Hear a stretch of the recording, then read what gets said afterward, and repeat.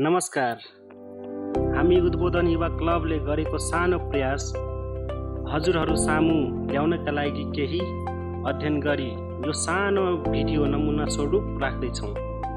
यसभित्र हामी चुरेको संक्षिप्त परिचय दिन प्रयास गरेका छौँ। चुरे पर्वत के हो, यो कसरी बनेको छ, यसको विभाजन कसरी गरिएको छ, यसमा के पाइन्छ, आओ सँगै यसका बारेमा जानौँ।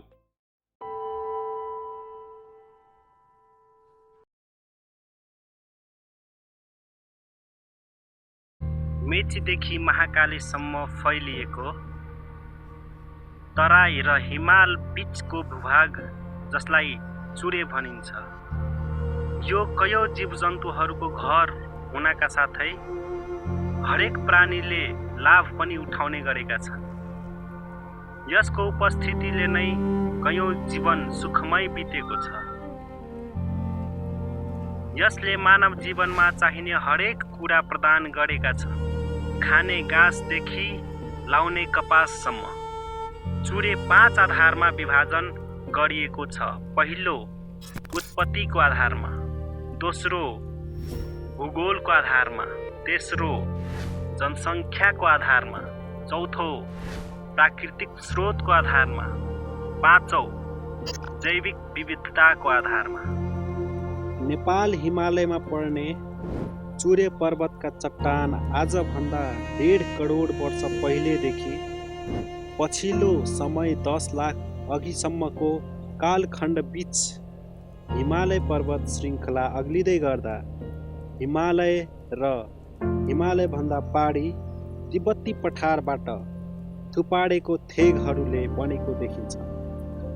भौगर्भिक समयअनुसार मायोसिनको पछिल्लो युगदेखि थुप्रिन सुरु गरेको थेगहरूले बनेको पत्रे चट्टानहरू पुरै खादिलो भइ नसकेको हुनाले छिट्टै क्षयीकरण हुने अवस्थामा छन्। चुरे क्षेत्रमा मुख्यतया 3 प्रकारका ढुङ्गा पाइन्छ: बलौटे ढुङ्गा, माटो ढुङ्गा, साङ्गुटिका ढुङ्गा। त्यसै गरी दोस्रो विभाजन भूगोलको आधारमा गरिएको छ। चुरे हिमालय पर्वतमालाको दक्षिणमा अवस्थित रहेको छ। भौगोलिक भाषामा यसलाई चुरे पर्वतमालाको शिवालिक अथवा सब हिमालय भनेर चिनिन्छ भने सांस्कृतिक भाषामा मानक पर्वत भनिन्छ। यो हिमालयको सबैभन्दा कान्छो पर्वत श्रृङ्खला हो। कान्छो भए तापनि यो पाकिस्तानको इन्डसदेखि पूर्व भारतको ब्रह्मपुत्र नदीसम्म फैलिएको छ। नेपालको पूर्वदेखि पश्चिमसम्म 37वटा जिल्लामा फैलिएको र जम्मा 12.78% भूभाग ओगटेको छ। समुद्र सतहभन्दा 120 देखि 1972 मिटर अग्लो यस क्षेत्रको संवेदनशीलतालाई मध्यनजर गरेर 5 भागमा विभाजन गरिएको छ। क्वाटर्नरी डिपोजिट, नदी वा तलाउमा खुकुलो गरी थुप्रिएको थेग्र्यानहरू पर्दछ। क्वाटर्नरी डिपोजिट करिब चुरे क्षेत्रको 63.8% भूभाग ओगटेको छ। उपल्लो शिवालिक, यसमा साङ्गुटिका खकुलो गरी जम्मा भएको थेग्र्यान जन्य टारहरू, बलौटे र माटो ढुङ्गाहरू पाइन्छ। मध्य शिवालिक, यसमा बलौटे ढुङ्गा, माटे ढुङ्गा र सेल पाइने गर्दछ। तल्लो शिवालिक, यसमा माटो ढुङ्गा, क्लेस्टोन, सेल र बकौटे ढुङ्गा पाइन्छ।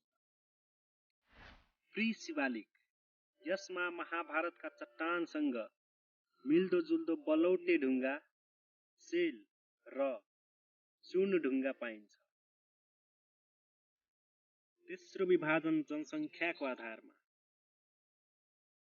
यस क्षेत्रभित्र कुल जनसङ्ख्याको 14% जनसङ्ख्या बसोबास गरेको छ र विक्रम सम्वत 2007 सालदेखिको राजनीतिक क्रान्तिपछि यस क्षेत्रमा मानव बस्तीको चाप बढ्न थालेको छ। विक्रम सम्वत 2018 सालमा महेन्द्र राजमार्ग बनाउने समयमा यस राजमार्गको नजिकमा भएको चुरे क्षेत्रमा चाप बढ्न थाल्यो।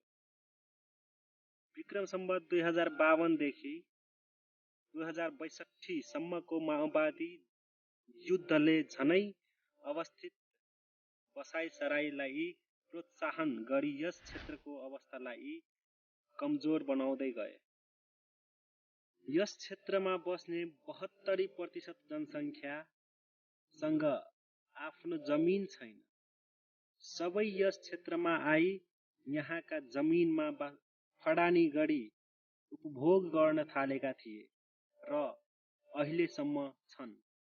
नेपालबाट सङ्घीयता गएदेखि चुरेको विनाश झन तीव्र रूपमा भइरहेको छ। प्रत्येक वर्ष 1.7% को दरले यो मासिँदै छ। वन विनाश हुँदै गएका छन्। आम जनतालाई चाहिने हरेक कुरा यही चुरे क्षेत्रबाट निकालिएको छ। सरकारलाई घाटा लागे चुरे बेचेर त्यो घाटा मिलाउँदैछन्। 2068 को जनगणना अनुसार चुरेमा बस्ने 60.17 मानिस खेती वा कृषि कार्यमा संलग्न छन्। साथै सोही जनगणना अनुसार चुरे तराई मधेस भूपरिधिको कुल 28,43,504 घरधुरीहरू रहेका 1,47,48,672 जनसङ्ख्या मध्ये 52% महिला र बाँकी 48% पुरुष रहेको छ। कुल मध्ये 49.90% पहाडी मूलका खस आर्य, 27%, आदिवासी जनजाति 17.38% र दलित 5.52%। 43% तराई मधेस मूलका मधेसी 22.81%, आदिवासी जनजाति 14.06% र दलित 6.13%। मुसलमान 6.26%, सांस्कृतिक समूह 0.41% र 0.43% स्पष्टता नखुलेको बताएका छन्। अब चौथो विभाजन प्राकृतिक स्रोतको आधारमा। यो क्षेत्र प्राकृतिक बनावटले पनि अति संवेदनशील छ। यस क्षेत्रमा 6वटा राष्ट्रिय निकुञ्ज तथा वन्यजन्तु आरक्षण रहेका छन्, जसले कयौं वन्यजन्तुहरूलाई लोप हुनबाट बचाइरहेका छन्। जस्तै कोशी टापु वन्यजन्तु आरक्षण, चितवन राष्ट्रिय निकुञ्ज, पर्सा राष्ट्रिय निकुञ्ज, बर्दिया राष्ट्रिय निकुञ्ज, बाँके राष्ट्रिय निकुञ्ज, शुक्लफाँट राष्ट्रिय निकुञ्ज, जम्मा 5वटा राष्ट्रिय निकुञ्ज रहेका छन्। हाम्रो नेपालमा रहेको जलधाराहरूमध्ये 132वटा जलधारा यसै क्षेत्रमा समेटिएको छ। कयौं नदी प्रणालीहरूमध्ये 164वटा प्रणाली यसै क्षेत्रमा रहेका छन्। हाम्रो मुलुकमा रहेको सिँचाइ योजनाहरू यसै क्षेत्रको सहारामा सञ्चालित छन्। ठुला तथा मझौला 300 सतह सिँचाइ योजनाहरूबाट करिब 4,14,355 हेक्टर जमिनमा सिँचाइ सुविधा उपलब्ध भइरहेका छन्। भूमिगत सिँचाइ तर्फबाट स्यालो ट्युबवेलका 1,24,062 र डिप ट्युबवेलका 977 योजनाहरूले कुल 4,14,355 हेक्टर जमिनमा सिँचाइ भइरहेका छन्।